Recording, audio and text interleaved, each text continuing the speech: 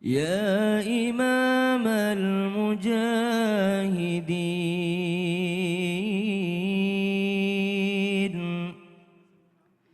يا رسول الله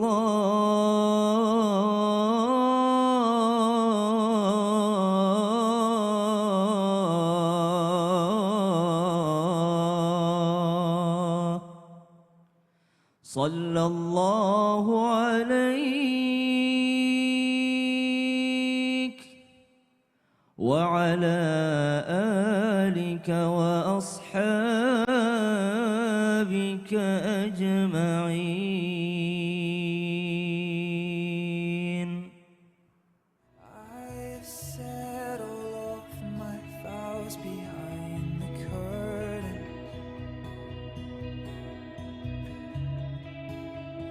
I know they see us, but only at a glance. Only you know the man that I am beyond the surface.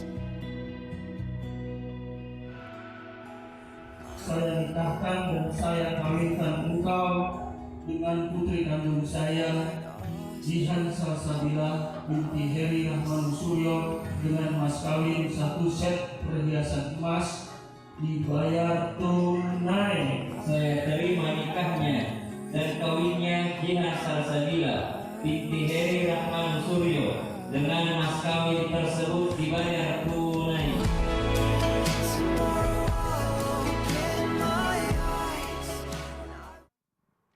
Bismillahirrahmanirrahim. Assalamualaikum warahmatullahi wabarakatuh. Waalaikumsalam warahmatullahi wabarakatuh. Jamaah. Yeah. Oh jamaah. Yeah. Alhamdulillah. Alhamdulillah Rabbil Alamin. Allahumma sholli ala Sayyidina Muhammad wa ala ali Sayyidina Muhammad. Hari ini kita kembali lagi berkumpul di Islam itu indah. Masya Allah. Mudah-mudahan jamaah di rumah selalu diberikan kesehatan oleh Allah. Dan pastinya guru-guru kita yang hadir pada hari ini semoga diberikan kesehatan oleh Allah. Amin. Amin. Ya Rabbal Alamin. Masya Allah. Semangat hari ini ya Ustadz Ustazah ya. Semangat. Bismillah. Nah jamaah, pernikahan merupakan hari yang sakral ya. Ibadah yang selamanya. Yang pastinya mendatangkan ladang pahala untuk kita semua. Ya, dan memiliki keutamaan yang sangat besar bagi ibadah kita.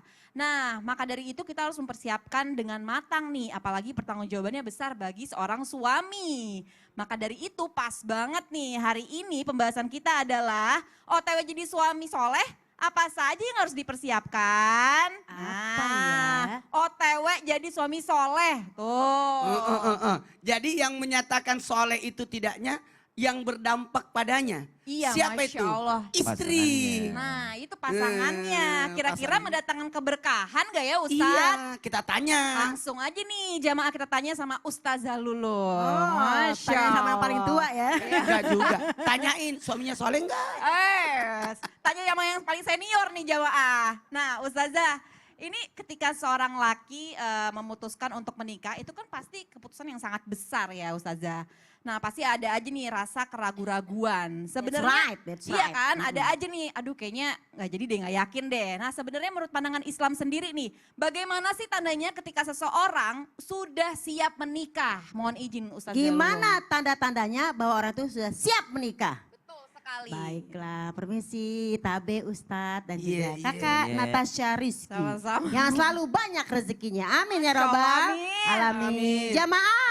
Yeay. Oh jamaah. Yeay. Alhamdulillah. Kamu ngucapin salam tidak afdol. Assalamualaikum warahmatullahi wabarakatuh. Waalaikumsalam warahmatullahi wabarakatuh. Alhamdulillahirabbil alamin wassalatu wassalamu ala nabiyina Muhammadin wa ala alihi washabihi ajmain amma ba'du. Amma? Nah, semangat, amma? Ba'du. Gitu aja lemes kan, kalau mau nikah tuh harus semangat ya kan. Jangan yang namanya kita lemes-lemes. Kenapa? Hidup ini adalah ibadah. Hidup ini adalah perjuangan. Wa ma khalaqtul jinna wal insa illa liya'budun. Tidaklah aku ciptakan jin dan manusia kecuali semua untuk beribadah. Salah satunya adalah ibadah pernikahan. Nah, gimana nih tanda-tanda seorang laki-laki yang soleh atau yang OTW untuk soleh? ingin menikah sebagai ibadah yang pertama. Mau tahu aja apa mau tahu banget nih? Mau tahu banget. Nah, terutama untuk wanita-wanita yang CCM, cantik-cantik manja. Masya Dan Allah. juga laki-laki di sana yang GGS, ganteng-ganteng soleh. Perlu nih kita ngerti yang namanya kesolehan. Suami adalah dukungan daripada istri yang soleha juga. Yang pertama, kita ini ketika menikah, apalagi laki-laki, harus memiliki pandangan terhadap pernikahan adalah sebagai tanggung jawab, bukan beban. Karena banyak kadang-kadang ya pikiran anak muda ini ya, yang namanya nikah itu ngerepotin, beban. Waktunya kita punya duit sendiri, waktunya jalan-jalan sendiri, apapun sendiri, enak aja dibagi-bagi. Jadi beban aja ya. Tapi kalau kita sebagai orang yang soleh, laki-laki yang soleh, nikah bukan beban. Tapi adalah tanggung jawab, karena ini adalah ibadah sampai kepada akhirat.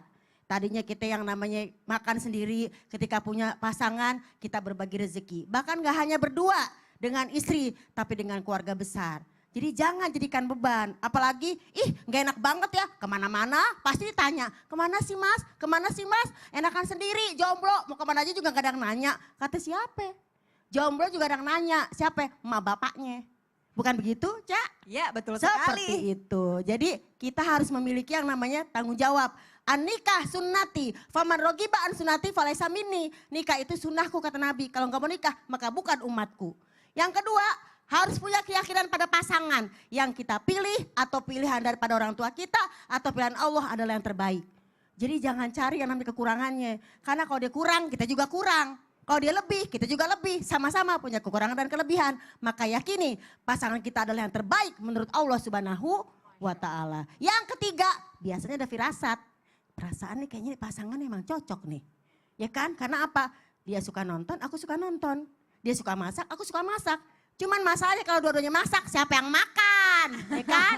Maka cari yang terbalik. Pasangan terbaik adalah yang terbalik. Dia suka makan, kita suka masak. Jadi kalau kita masak, dia yang makan. Kan begitu. Masya Allah. Ya kan? Kita suka nonton, dia bebenah. Kita lagi nonton, dia bebenah. Jadi Seperti harus itu. saling mengisi Iya, ya. saling mengisi. Pantesan Pak Yudi suaminya Bunda Lulung Iya itu benar-benar ngisi banget ya. berisi banget. Berisi banget, Masya Allah. Banget, berisi banget. Ustazah Lulung makasih banyak atas Sama-sama. ilmunya. Nah Masya Allah ya jamaah ya, tadi seperti yang Ustazah Lulung bilang, berarti harus cari yang terbaik menurut Allah. Nah that's right. dan jangan jadikan itu beban, tapi tanggung jawab. Tanggung jawab sampai akhirat. Lihat deh Ustadz sama aja sekarang semakin montok. Masya Allah. Waduh. Iya ya, Sasa makin cerah ya. Makin Tambah cerah ya. ganteng. Masya Allah. Masya Nah, Allah. Kalau tabarakallah. bahasa anak muda lebih glow. lebih glowing ya. Nah Masya Allah ini ada sebuah video ya, perjanjian pranikah pentingkah? Nah ini dia tayangannya. Di hari pernikahan mereka Kamis 19 Agustus 2021 ada 6 poin yang disepakati pasangan Rizky Bilar dan Lesti Kejora. Dalam perjanjian pranikah mereka, yang pertama adalah selalu saling menghubungi. Kedua, merayakan hari jadi atau anniversary setiap bulan yang disertai pemberian bunga. Ketiga, masing-masing harus selalu punya waktu untuk pasangan. Keempat, wajib mencium kening.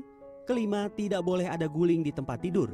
Dan keenam, terbuka soal password baik untuk ponsel, media sosial hingga PIN ATM. Sebenarnya apa yang dimaksud dengan perjanjian pranikah? Apakah masyarakat familiar dengan perjanjian pranikah?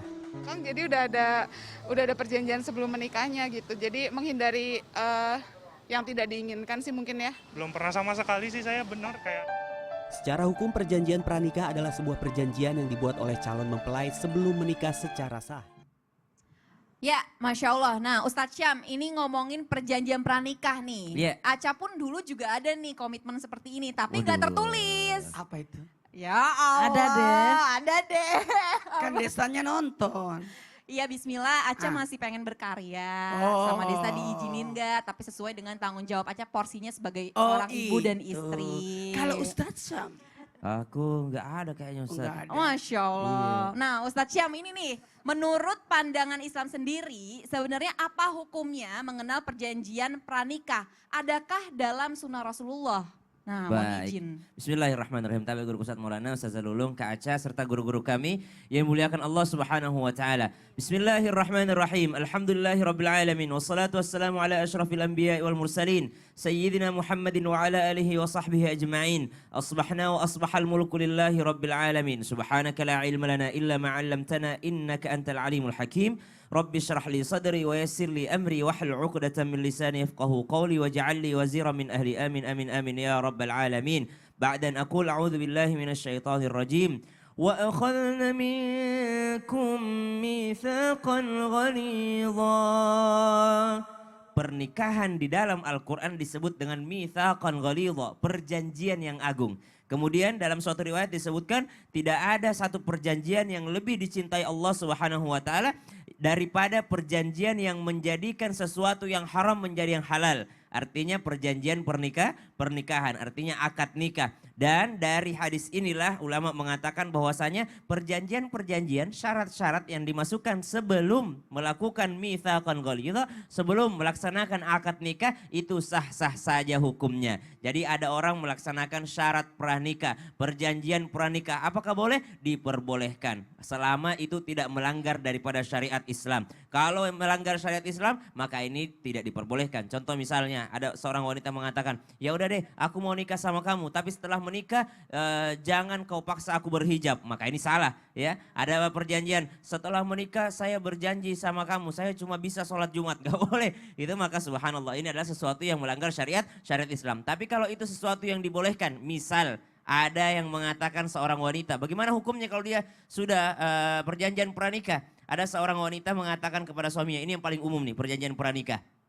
Saya nikah sama kamu tapi saya minta, memang dalam Islam diperbolehkan menikah lebih daripada satu, bahkan batasnya sampai 4 orang. Tapi saya minta kepadamu, saya bukanlah orang yang sanggup untuk dimadu, saya bukanlah orang yang sanggup untuk diduakan, saya tidak sanggup untuk dipoligami. Kalau engkau ingin berpoligami maka saya tidak sanggup, maka saya ingin berpisah darimu. Subhanallah. Maka apakah hukumnya yang seperti ini? Maka diperbolehkan. Lalu bagaimana konsekuensinya kalau setelah perjanjian pranikah seperti ini? Maka nanti setelah pernikahan lalu ternyata suaminya ternyata ingin menikah lagi, maka sang wanita boleh untuk meminta pisah dan dia tidak berdosa lagi karena meminta pisah.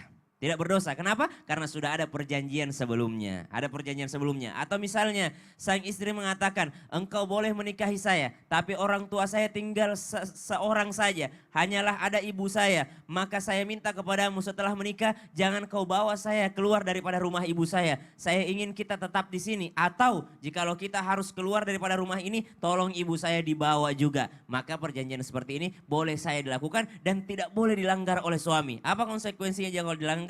Jikalau dilanggar berarti dia melanggar sebuah janji. Kalau seorang manusia melanggar janjinya berarti dia berdosa kepada manusia, berdosa juga kepada Allah Subhanahu wa taala karena dia melanggar janjinya. Maka berikanlah syarat pranikah yang diperbolehkan dalam agama kita dan tidak menyusahkan. Apakah harus yang namanya tertulis? Ya, maka dalam Al-Quran disebutkan faktubu, sesuatu yang penting itu ditulis. Kenapa? Biar ada jadi buktinya, biar ada menjadi nanti bahwasanya kita pernah melakukan ini di tanggal berapa dengan tanda tangan ini. Wallahu ta'ala alam. Berarti boleh ya Ustadz Syam Boleh. ya, sah-sah saja nih jamaah ya. Asal jangan hal-hal yang memberatkan apalagi menyusahkan kedua belah pihak Betul, ya. apalagi melanggar perintah Allah. Masya Allah, terima kasih banyak Siap, Ustadz Kak Aca. Syam. Nah Ustadz Maulana. Masya Allah Abah. Tunggu dulu, proses ketika Nah kalau sekarang mengambil calon hati mertua nih Nah. jamaah. Yang lengkapnya sepaket ya Ustadz Maulana ya. paket. Nah ini kan ada yang mengatakan nih Ustadz Maulana, kalau kita menikahi seseorang, ya kan, Iya, menikahi iya, wanita, itu sama saja kita juga harus menikahi keluarganya semua. Karena nantinya akan menjadi bagian dari keluarga kita. Nah pertanyaannya adalah, bagaimana sih cara mengambil hati calon mertua nih, supaya nempel nih ya kan, mohon izin Aca silakan Ustadz gimana Maulana. waktu itu? Kalau waktu itu Desta langsung datang ke rumah. Cakep. Bismillahirrahmanirrahim. Assalamualaikum warahmatullahi wabarakatuh. Waalaikumsalam warahmatullahi wabarakatuh. Jamaah. Oh jamaah. Yeay. Alhamdulillah. Alhamdulillah. Allahumma shalli ala sayyidina Muhammad wa ala sayyidina Muhammad. Hari ini 27 Rabiul Awal 1443 Hijriah, 5 bulan 3 hari menuju Ramadan. Enggak kerasa Gak ya. kerasa ntar lagi. Nah, ternyata hari ini bagus banget. Kenapa? Karena menjadikan kita jadi soleh. Dan patokannya lagi nih, kalau mau menuju pernikahan harus merebut hati calon mertua. Ingat, merebut hati calon mertua. Kalau kebalik ya. Kalau merebut hati calon mertua, sebenarnya ini adalah bentuk kedewasaan yang luar biasa. Karena pernikahan itu tidak bisa dimain-mainkan. Memang kalau kamu mengendaki menikahi seseorang, maka engkau harus mendatangi siapa yang bertanggung jawab atasnya, siapa pemilik dia, siapa yang berkuasa atasnya, siapa yang bertanggung jawab atasnya. Tiada lain adalah orang tuanya atau bahasanya adalah mertua. Mertua. Nah, bagaimana caranya? Ini sebenarnya kalau kita buka dari beberapa sumber itu banyak sekali. Tapi saya rangkum jadi 3 aja. Yang pertama, hendaknya kita berakhlak. Berakhlak itu memperlihatkan kebaikan. Kebaikan. Makanya ada yang dikatakan amal soleh, ada amal ibadah, ada amal jariah. Dari sini perlihatkan kesolehan. Berakhlak itu adalah menurut tatanan. Ada budi pekerti di dalamnya, ada kebaikan di dalamnya, ada kesolehan. Soleh itu berfungsi, berguna, bermanfaat. Kalau misalkan, maaf ya, Aca biasanya kalau tasnya dititip sama? Dititip sama... Ya. Sama Kinoy. Yang bisa dititipin. Orang tua seperti itu, mohon maaf, pantas nggak dititipin. Kemudian, niat ya, memuliakan orang yang orang yang akan memberikan anaknya kepada kita. Jadi muliakan dia. Ketika orang dimuliakan, hanya orang mulia yang memuliakan seseorang. Jadi memperlihatkan kemuliaan. Kalau tadi memperlihatkan akhlaknya, sekarang memperlihatkan kemuliaan. Nah, yang ini juga yang penting, tidak boleh ditinggalkan. Bagaimana seseorang harus dalam hal ini, mohon maaf harus saya pinjam kata-kata ini, bagaimana menjadikan mertua atau calon mertua ini, karena belum jadi mertua, calon mertua adalah sebagai orang tua sendiri. Ini yang salah. Kadang-kala mertua dia, jangan. Jadikan dalam mereka adalah orang tua kita. Masya Allah. Jadi jangan menganggap sendiri-sendiri ya. Jangan. Ya. Ketika orang sudah menikah, maka dia sudah memiliki 3 orang tua. Nah, yang melahirkannya, yang melahirkan istrinya, dan yang pasangan hidupnya. Yang ketiga adalah yang melahirkan ilmunya. Masya Allah. Nah Ustadz Maulana, Ya. itu kan tadi cara-cara merebut hati calon mertua. nih. Iya. Nah tapi gimana sih Ustadz, katanya kan seorang laki-laki itu kalau menikah harus punya amunisi yang kuat. Nah itu apa sih maksudnya gitu loh Mau Ustadz tahu? Maulana? Beli tahu kekennya. Waduh. Beli beli jalanta ke Cikini. Iya. Mau Cakep tahu tuh. jawabannya? Cakep. Mau tahu jawabannya? Mau. Mau tahu? Mau. Setelah yang satu ini ya. Aduh, ditahan dulu ya jamaah ya. Berarti jamaah Islam itu indah, jangan kemana-mana, tetap di Islam itu indah. Jamaah, alhamdulillah. Beli tahu kekennya.